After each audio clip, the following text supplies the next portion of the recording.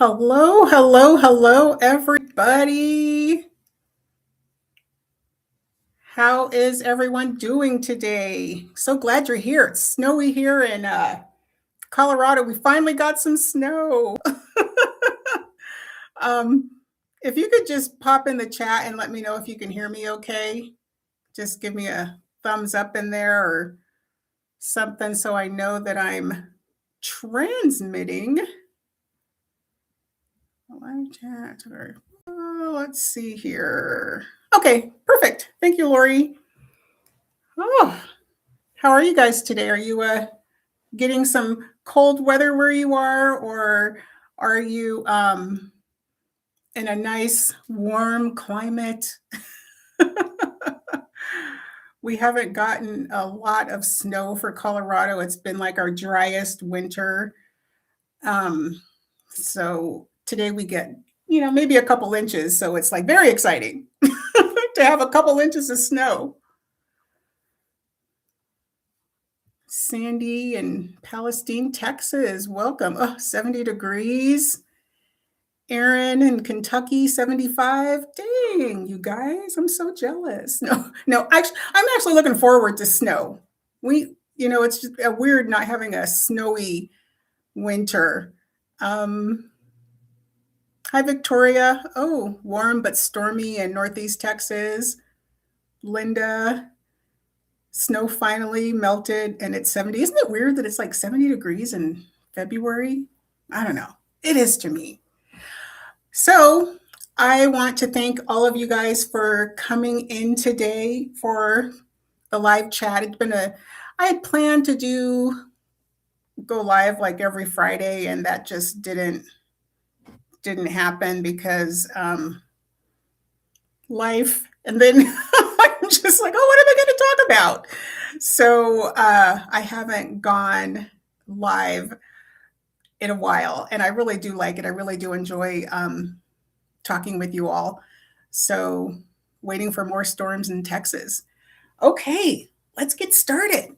I just thought it would be a good, fun thing to uh, do like a Q&A. You can ask me anything. You can pop any questions you have in the chat about free motion quilting, or what I'm doing. Hi, Mary Lou in Georgia. Total beginner, you know nothing.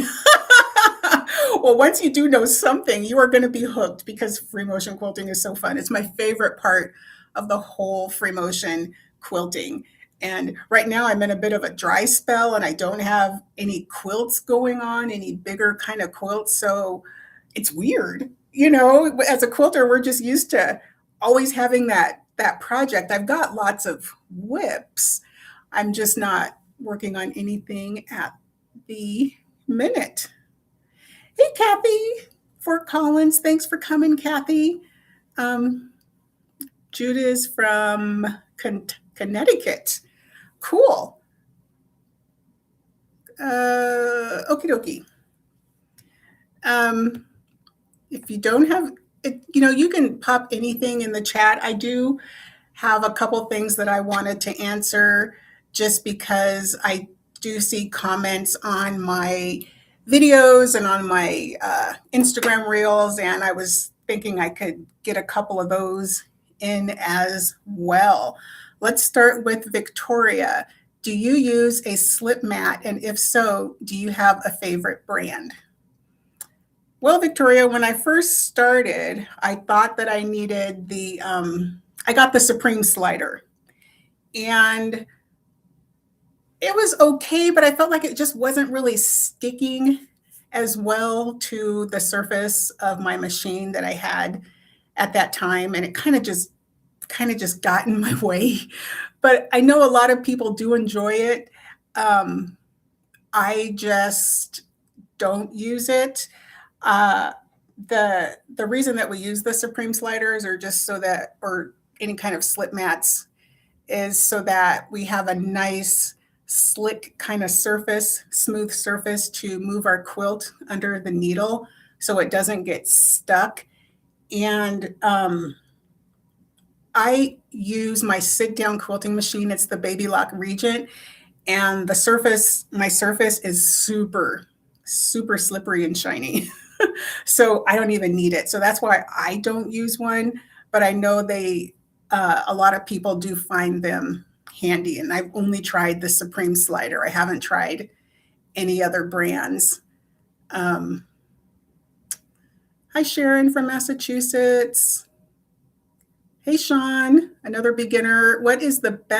Sean is asking, what is the best thread weight for quilting using an embroidery machine? Hmm. You're using an embroidery machine for free motion quilting. I don't have an embroidery machine. Um, Honestly, I don't think there's necessarily a best thread. I will use whatever. It all depends on what you're trying to achieve with your design. Middle of the road, 40 weight. I do use a lot of 40 weight just because I like a little bit thicker of a thread. I don't really like the real thin threads like 80 or 100 or something like that. So I would just, try what you have and see if you like it and if it works well with your machine, then I say that that is the thread that is good for you. Since there is no right or wrong, just see if your machine likes it. Try out some different weights. Like I say, there's no one better or best thread weight to use. It all depends on the look that you're going for. So yeah, 40 weight is my go-to. I like that a lot. 40 and 50 are usually what I stick with. Although I did recently try the 12 weight and absolutely loved it. Loved it because it was nice and thick. Victoria, have you tried the silicone spray ever? Um, I'm not sure if I know what the silicone spray is. The only spray that I've done is for spray basting. I haven't. Can you elaborate, Victoria, on what you use the silicone spray for? Because I don't know what that is. Kathy is asking, what about batting? What is the best to use? Such a good question. And again, it all depends on what you're going for. I know that like the cotton battings are supposed to be more breathable, and I like cotton batting. I was using a 50, I think it was 80/20. I was using an 80 cotton polyester blend that I really liked, and I did get it from Joann's by the roll. And then I was going between that and the cotton batting. Um, I thought they were both good. The cotton batting, I think, I think it kind of flattens a little over time. If you're looking to have your free motion quilting really stick out, or if you want to do something a little heavier, just try 2 layers together. I still have not tried that myself, and I need to. Because it will give you a nice fluffy texture. But cotton I use because it's breathable, but I do like the polyester cotton blends also. I have not tried the bamboo. I hear that's really good. I did get a sample of it, but I haven't tried it yet. So that's a good question. I think I'm going to try to have somebody. It's always good to have somebody talk about batting who's like in the business, and that would be really great to get somebody to come on and talk with us about batting types. Um, let's see, Miss Thready, how is it going with the stand-up long arm? The interview you did with Karen Brown was awesome. Thank you, Miss Thready. I had so much fun. I was so excited when when Karen reached out. It's like, ooh, oh my gosh. I felt like, celebrity. And she's a celebrity, not me. But I love watching Karen. I've watched her for many years and followed her, and she was so nice, and I had such a good time on her podcast. So thank you. Stand up machine, how is it going? It's going. I absolutely love my sit down quilting machine. That's where I started, and it's like my first love. I went from my domestic machine to a sit down quilting machine, and I got really good at it. And I could practically do it with my eyes closed. And then I get the long arm, and I thought it was going to be this easy peasy transition, and it's not. It takes a little bit of practice. I'm not following into it as easily as I had hoped. I am trying to do a little bit more practice. What I'm finding the most difficult with the controlling the long arm machine is the circles. My circles kind of want to go to start to be a square. So that's the problem I have for my with the long arm. I shouldn't say it's a problem. It's just it's going to take me some more practice. I do like doing the ruler stuff on here on the long arm because I think it's a lot easier. You got that ruler base and you're only having to move the machine instead of like when you're using the sit down machine and you're doing ruler quilting and you have to position your ruler, get a grip on your quilt and move everything in tandem. So it is really nice on there. I think it's a lot easier doing ruler quilting on the long arm. Let's see. Hi, Betsy from Toronto. Victoria. Silicone spray for the slickness. No, I have not.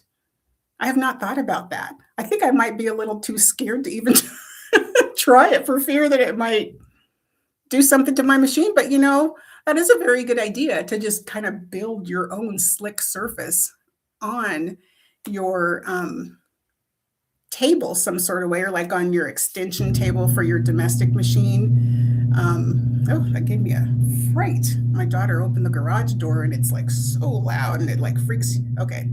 But yeah, so have not tried the silicone spray, but that is very interesting. I'd be curious to know how that works. Linda asks, when working on a large bed quilt, how do you put the layers together without the batting getting wrinkled? My favorite way is I use pool noodles.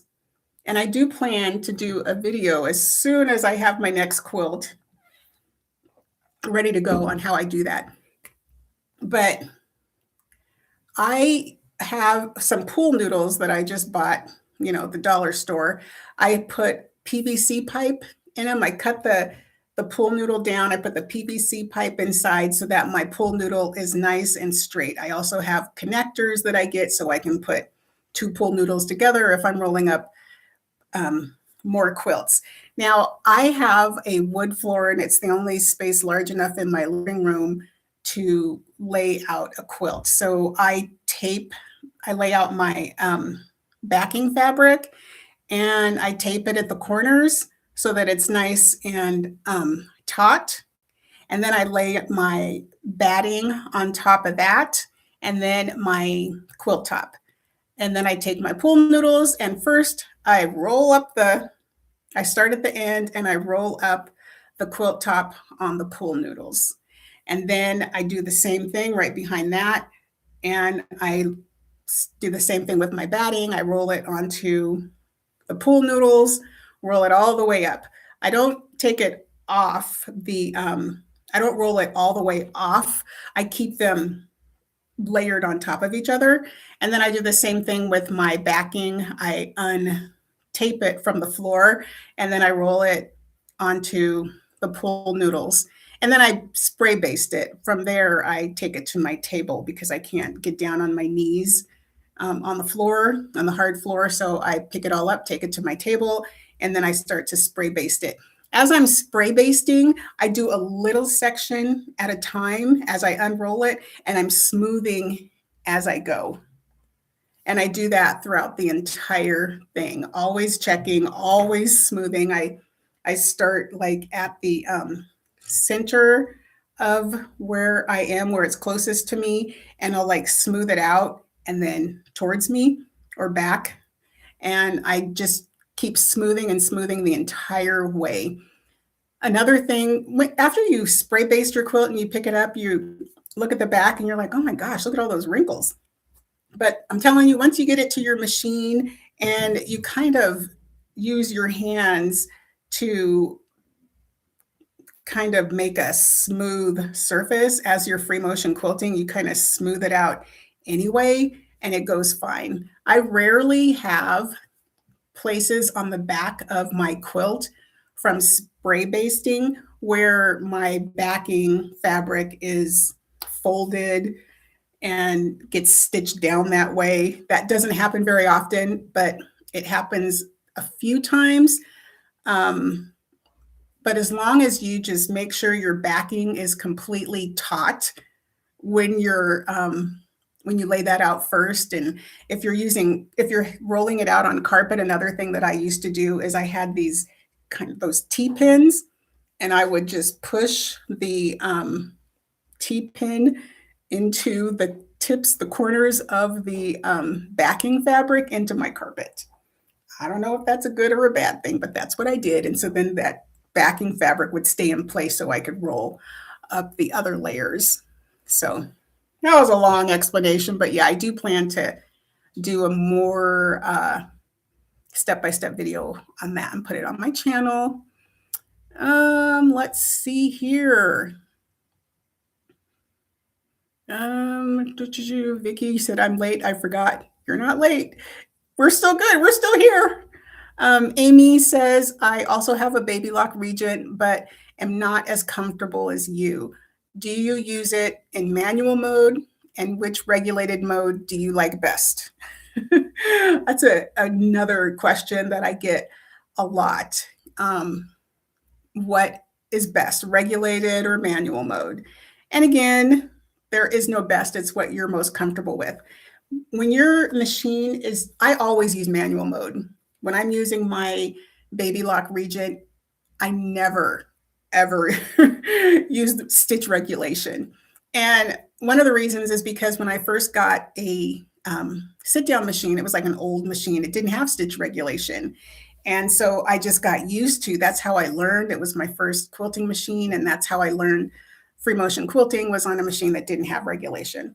Once I went to the baby lock Regent, I thought, oh, this is great. Everybody talks about working in stitch regulation mode and having all your stitches the exact same length, and that's exactly what I want. But now that I have the machine, and once I started going, I didn't like the stitch regulation. I was so used to manual and just controlling it myself. I find that on the Regent, when I'm in regulation mode, that it's not as smooth for me, I think. I feel like it's holding me back a little because it's only wanting to do so many stitches per inch, and I want to go a little bit faster. And so I kind of have to wait for it. And when I'm stitching in manual mode, I'm as free as a bird, and I can go almost as fast as I want to.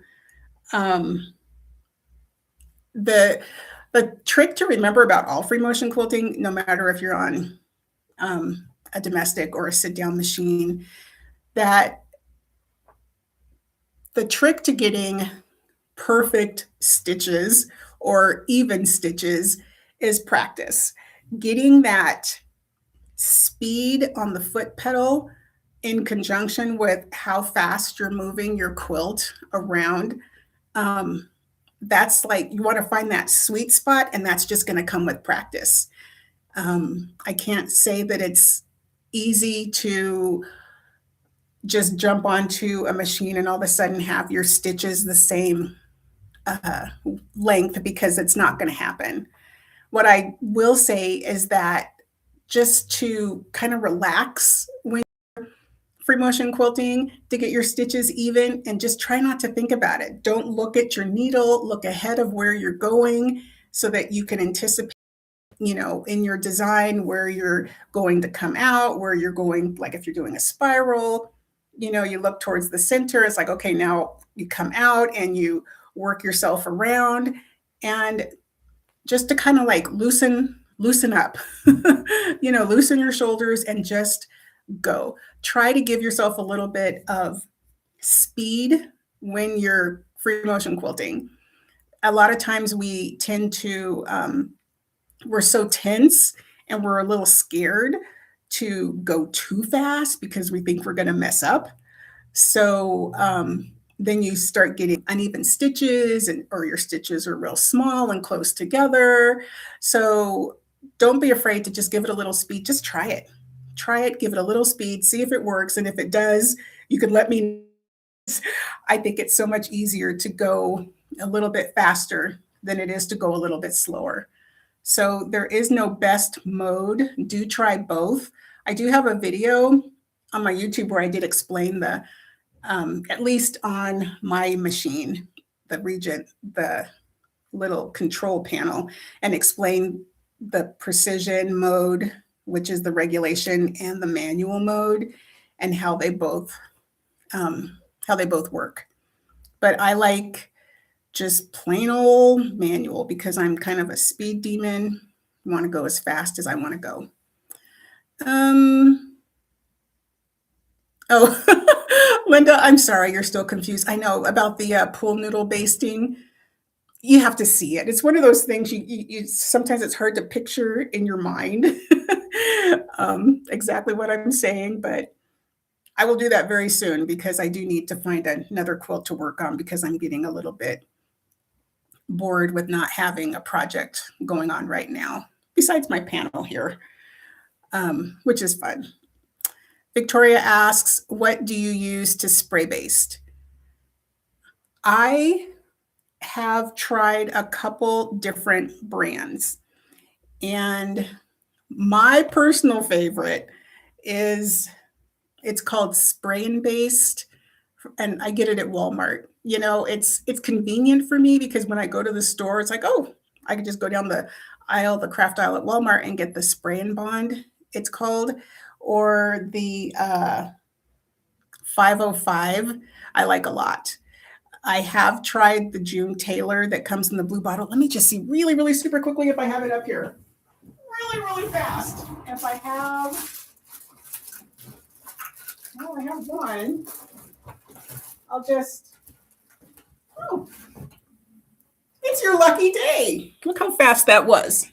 I don't have the Spray and Bond up here, but I do have the 505. This one I like a lot. It's a little bit more pricey. They're like about 13, I don't know, $10, $13. I find the thing with the spray based is you don't want to use a lot.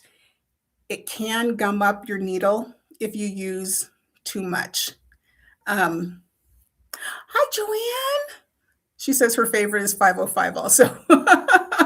Yeah, I like this one. I just don't find it as easily in the stores as I used to. And of course, Joann's. I got it at Joann's before, and now they're closed. So I got to order it from Amazon. Hi, Cindy from Greeley, just down the way. This spray based I used to use. It's by June Taylor in this blue can, and I have to say this is my least favorite. Sorry, June Taylor.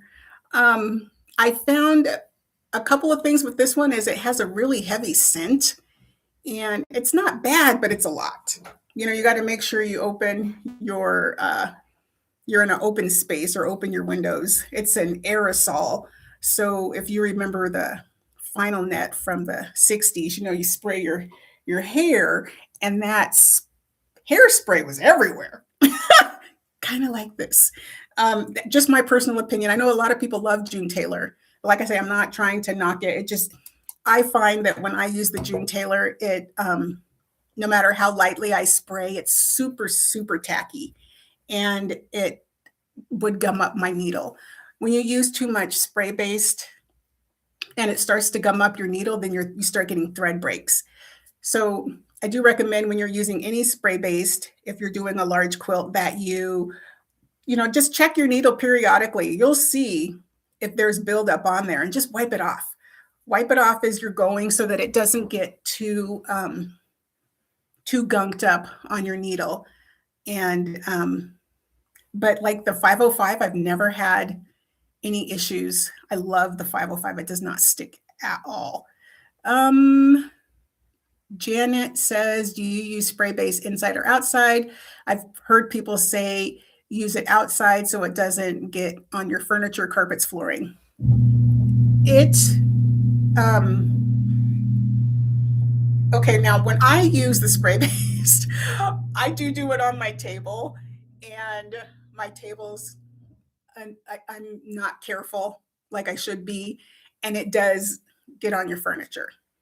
I've never used my spray based outside. I don't have a big table that I could put outside and do that, but that would be great. I just try to make sure that my windows are open, and that I'm not like right down on it when I'm trying to spray it and inhaling all those fumes. You can even wear a mask if you want to. It came in handy during COVID because we all had tons of masks. But it does stick to your table if you're using a table. I've heard some people say they put down a plastic tablecloth or table cover, put down a plastic one so it doesn't get on your table. What I do is I clean off my table with that Goo Gone, and it works great. You just put that Goo Gone on there, and I just wipe that adhesive right off. My daughter used to always joke that every time she put her hands on her elbows on the table, her arms would stick there because I was using the spray base quite a lot. So, yeah, they do recommend that you do it in an open area with plenty of ventilation. So, Sandy says she uses the 505 and the non-stick needles that keeps the needles from gumming up. I've never heard of a non-stick needle. That's very interesting. Tell me more, Sandy, if you would, please. I'd be interested to hear that. Okay, let me ask. There's a couple other things I get asked quite a bit too. Where do you start quilting when you're ready to start free motion quilting your quilt? Do you start in the center? Do you start at the bottom? Or at the bottom, top, sides? What do you do? When I first started quilting, I got a book called Teach Yourself to Quilt. And it told me, this was, long ago, that you had to start, make an X on your quilt, and you had to work from the center out to keep your quilt flat. And that's what I did for, several years because the books told me so. And if the books don't lie. But now, as time went on, and it's like that's a little bit difficult to do when you're machine quilting, to start in the center. I guess if you're on longarm, you could roll it up and go all the way to the center if you so chose. But what I do on my sit down machine is I roll it up underneath my throat space, and then I start on the very right hand side. So my right. I do quilt in chunks. So I will do, if the blocks on my quilt are like, say, 12 inches, I'll work in like a 12-inch grid. So I will work up and down and up and down until I've got that 12-inch square done. And then I move over to the next one. Now, this is assuming that I'm just doing an all over quilting design on my top. That's how I like to work. I don't start in the center. I don't start at the bottom center. I always start on the side. It's just easier for me. I like to work up and then down and then up and then down. You can work across, like in rows. I just like to work in a grid. It's more manageable, and I know where I'm at, and it kind of helps me gauge, okay, I got this square done now, and it took me this long, so now I'm going to work on this next segment. So I just like to think of it as a grid and work from there. Sandy says she bought the non-stick needles from Amazon. I'm going to have to look into that. That would have been great. Maybe I could go back to the June Taylor. Kathy Lewis says she's also bought several copies of that book, one from herself and for others as gifts. Teach Yourself to Quilt. That was my very, very first quilt. And I still have it. I should hang it up in here, but I've had it for so long. And it was like one of those quilts that I always had on the back of my couch, proudly displayed on the wall behind my couch. And my daughter always, she's like, when I was little, I used to love looking. I always looked up at that quilt when I'd fall asleep. So it was fun. It's my favorite quilt because it's my first quilt.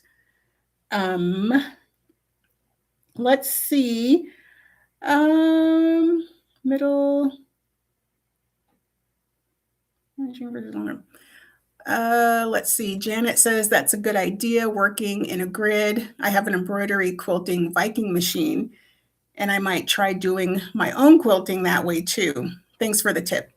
I like it, even though I always do. Even if you watch me, if you watch any of my videos or on like Instagram when I'm like fast forwarding, you'll see when I'm doing something and demonstrating a design, I always go up and down. And I like to kind of, it also helps too if you're making a design that has like maybe two elements. Maybe it's a design plus a loop or something. And I don't want to have all my designs going in one row and then all the loops are in the next. You know what I mean? I want it to be off center. So by going up and down, I can see it and say, okay, I did a flower, then a loop, then a flower, then a loop. And when I get over and I start to go down, I can alternate it so that the loop is next to the flower and, you know, like that. So it's just a little bit easier to make it look a little bit more random. Same thing when you're doing like stippling, you know, sometimes when I'm stippling, you know, you can go diagonal, but yeah, you don't want to go in a totally straight line with some of those designs. You don't want it to look like a straight design. You want it to have more randomness to it. Okay, sit down machine versus long arm machine. Pros and cons. I was going to put a video of that too. I have had bad knees or had bad knees for a lot of my adult life. And a couple years ago, 2 years ago, I had a knee replacements in both my knees. And once I did that, I thought, oh, great, now I can get a long arm because I can stand for long periods of time. So if you're going to get a long arm, just think about the standing and your knees or your feet, and if you can handle it. Some people do sit at the long arm and quilt that way. But I like the sit down machine for, you know, it doesn't take up as much space, and it's just so convenient that the long arm on the frame and the sit down machine, quilting machine, both have huge throat spaces. So it's very good if you want to do larger quilts and you're tired of fighting with your domestic machine that has like an 8-inch throat space. Yeah, domestic versus long arm versus sit down machine. It all depends on what, you know, your space, your budget, things like that, what you want to do. Let's see. For those who are, you know, beginner free motion quilters and you're trying to decide what's the best design to make, there are, you know, stippling is always good. I think stippling gets a bad rap. Some people think that it's so basic that it's like boring, or, you know, it's like I did that in first grade type of thing. But stippling is a great design. And after all these years, I still do stippling. If I'm working on a, like say I'm giving away a baby quilt or something, and I don't want to put a whole bunch of time into customizing, doing custom quilting on a baby quilt, and I need to get it done really fast, I will finish it up with stippling. I still use it. Stippling is great because you can make it small, you can make it large, you know, depending on what your batting will allow. You don't want it so far apart that your batting comes apart in there because there's nothing holding it together. But stippling is great for a beginner-friendly design. And like I say, you can make it big, you can make it small. I like to do a lot of micro quilting. I use stippling all the time. It's a great one. And also loops are a great design to start with, because we all know how to do loops. We all know how to make that cursive letter E. Um, when you're doodling, loops are just a natural. So I'm a big proponent of, if you can draw it, you can stitch it. So always practice drawing your free motion quilting designs first on paper before you move on to your quilt. And then even just do like a practice square before you move on to the quilt, just to make sure that you have that pathway down and you're ready to and confident to start stitching. EJ says she has a handy quilter Sweet 16 and you haven't used it? How long have you had it? That's a great machine. I know that there's probably other people that same thing, or have long arms that just sit there. Just, you spent all that money on it. You really got to use it. I've got some great beginner friendly videos on my channel. Kathy says she took to stippling so easily because she was used to undoing it on the sides. Oh, used to doing it on the sides of cakes. Oh, I didn't know you were a cake decorator. That's a good idea to do that. EJ, you've had it 3 or 4 years. Oh, shame. You better get that thing out and start stitching. Then once you do, you're going to be like, oh my gosh, I can't believe I let this sit here for so many years and I didn't do anything. Let's see. How do you quilt and get, out of the awkward spaces? Or what if you get backed up into a corner? What do you do? If you are quilting along and you get someplace where you can't get back out of it, without having to cross over all your stitching, which is, usually not something that we want to do. If you're on the outside of your quilt, I just go all the way out to the extra batting and backing area, and I'll just stitch myself back up a ways, and then I'll continue. You can stitch back over your design if you want to, like, backtrack over the stitching that you did to get out of a corner. And if it's just hopeless and you're not comfortable backtracking, then just go ahead and break your thread and restart back up. A way to help you avoid getting stuck in a corner is to always look ahead. You always want to plan where you're going to go, and that will help. I mean, inevitably, you're going to get stuck in corners. It's going to happen. It doesn't not never happen. But if you look ahead of you, you do have a chance of being like, ooh, okay, let me plan how I'm going to, finagle this design so that I don't get stuck in that corner or on that side. Zippy says I get lost and really mess it up. Yeah, if it's more than you, if you're having to think too long about how you're going to get out, just break your thread and start back up, out of that space. If you're working on a design that's even stippling, and if it's a really close-knit, tight design, if you cross over your stitching and do a straight line in one little spot to get out of it, nobody's going to know. Nobody's going to see that from afar, and I guarantee you will have a hard time finding that spot once you're done, so that you can, it's not going to be as easily noticeable as you think it's going to be once you're quilting. And if you do have to go over your stitches, if you have to, you have to. It's just, it's just the way it is. Courtney, I am new. What book do you recommend? I was late getting on. Thanks for sharing your gift. I want to do it on my machine. Gosh, there's so many books out there. When I started free motion quilting, I was looking at books from Angela Walters has beginner books. I don't have any books. Maybe that's something I could do in the future, a future goal, to do a book. But Angela Walters and Leah Day were the ones that I liked the most.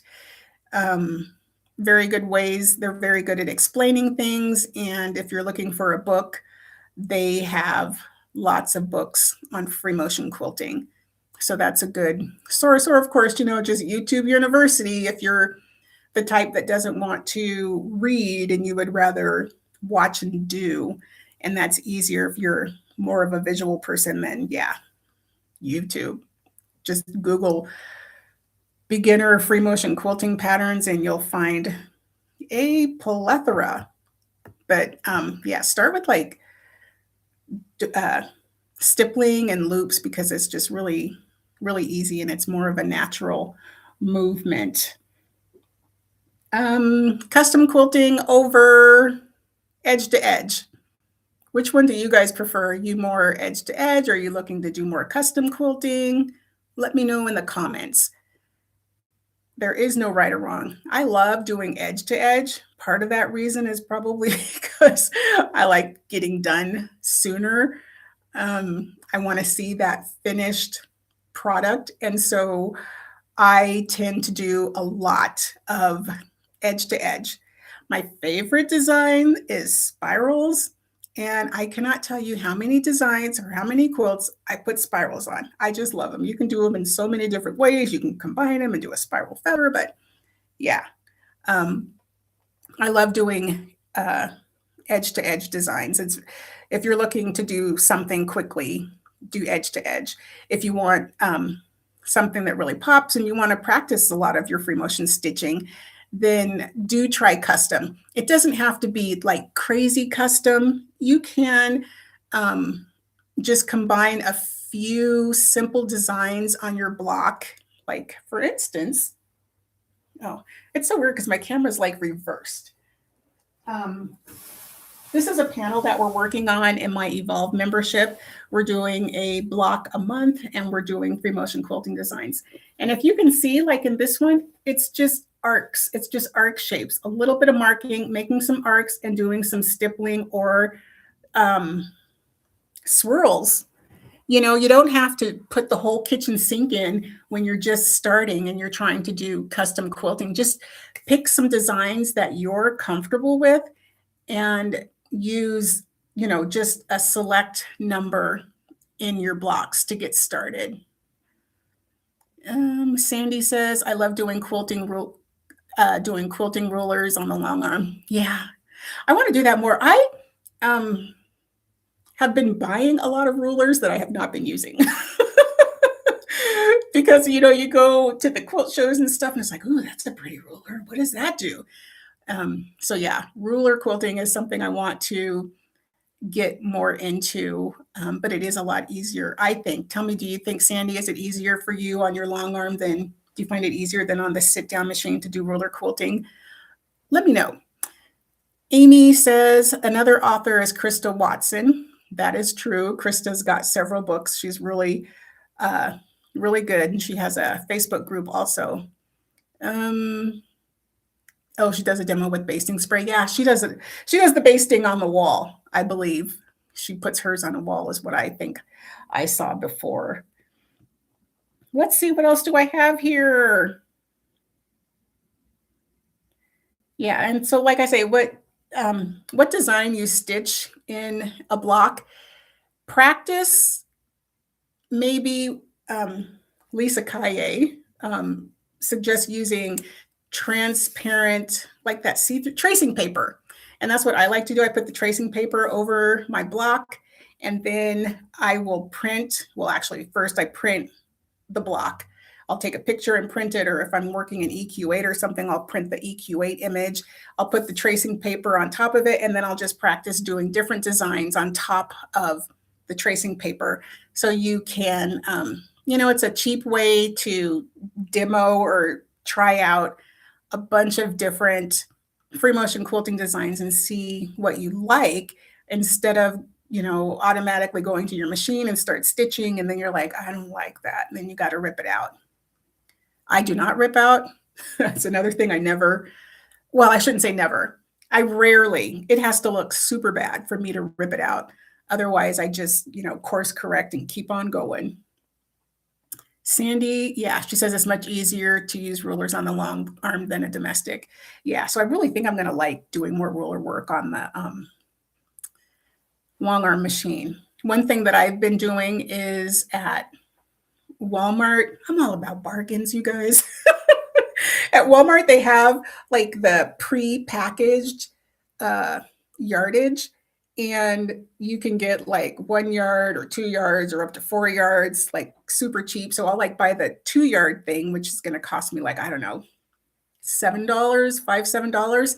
And that's what I'll use to practice with on my long arm machine. I've, since it's 2 yards, I've got the front and I've got the back. I just got to put some batting inside and then I can just start practicing. So it's a good way to, and economical, cheap way, without having to ruin your good Kona or something like that, to practice on some inexpensive fabric. And then you're not out a lot of money. I do the same thing for my sit down machine because I like to demonstrate a bunch of different designs. I'll just buy a bunch of the inexpensive fabric in different colors and I'll cut, like 13, 14-inch squares and make my own practice squares out of the cheaper fabric. Victoria, what software do you use for FMQ? I don't use any software for free motion. I use software for designing quilts, and I know the EQ8 does have an option in there where you can do free motion quilting. I think, don't hold me to that. If somebody out there knows, do correct me. You can also put your printed quilt design or a copy of your printed quilt top. You can take that and upload it to Procreate if you have a iPad. And I don't know Procreate that well. I'm getting used to it, but I do really like what I've tried so far. And there's a class, I'm just pitching everybody today, by Beth Ann Nemish of White Arbor Quilting, has, using Procreate with quilting, and it's really inexpensive. And that's how I learned it. So if you're looking to figure out how to practice free motion quilting in a software, try the Procreate. It's really cool. And it's an inexpensive software. Betsy says, try a sheet of plexiglass to try out designs for long arming and take pictures of of designs you like. Yeah, that's a good idea. I also, when I'm going along through the internet or Instagram, Facebook, and I see a design that I like, I will save it on my phone and, practice it myself. I do still practice. Yes.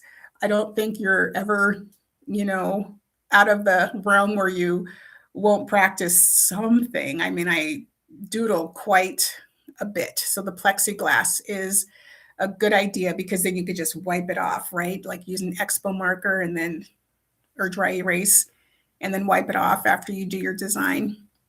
Sandy says, I take a lot of my scraps and make some crazy looking blocks, sew them together, and use that to quilt on to practice. Yep, it's perfect. Another thing you can do is if you have leftover quilt blocks or maybe test quilt blocks that you made, just sandwich it together and practice your free motion on it. And you don't always have to do like quilt as you go to make a whole quilt. You can just, keep it as a little random wall hanging is good. Kathy says another idea is to use infant size or lap size quilt sandwiches to practice on and then donate them. Good idea, Kathy. I like that. Or to cut it up and make tote bags or something like that. But that's a really good idea. Yeah, because it looks cool. All you got to do is bind it. Instant baby blanket. Courtney, I have a regular Viking machine. Can I do quilts on it? I don't know. I'm going to say yes. I'm going to say you can quilt on anything. People quilt with their featherweights. As long as you can drop those feed dogs on your Viking, then you can move freely under the needle, and you can free motion quilt with that machine as well. So yeah. Okay. Any other last minute questions? I've kept you guys here for quite a long. This was a good session. You guys had such good questions. I love it. I love when there's questions. And I'm just not talking into the air.